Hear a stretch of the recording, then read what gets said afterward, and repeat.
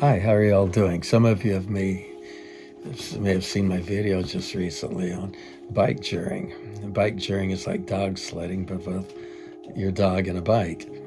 And so I actually have a mushing harness for Cali. Callie's a blonde German Shepherd.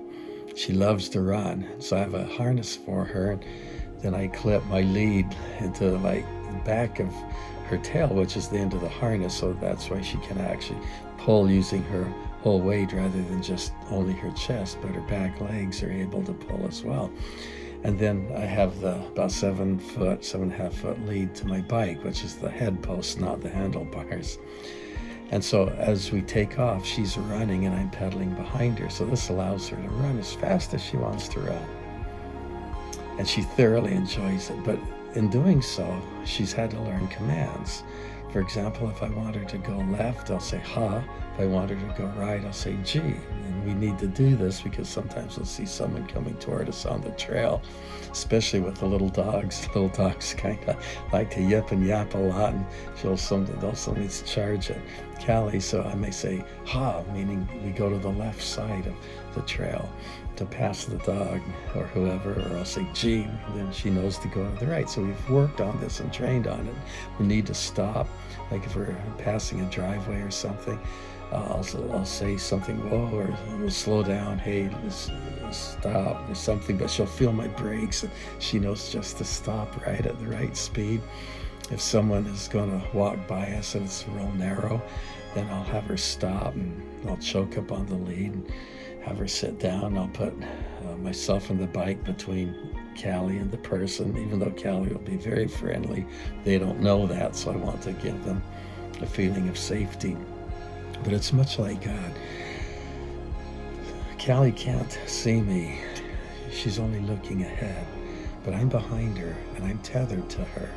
And I'm not going to hook her, but she listens with her ears to my voice to either stop or go left or go right.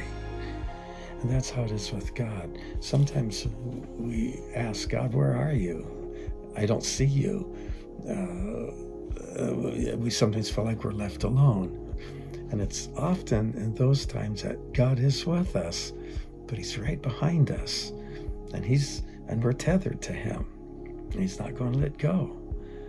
And so he's giving us commands that sometimes we won't actually hear with our physical ears or with our physical eyes, but we're hearing it with our heart.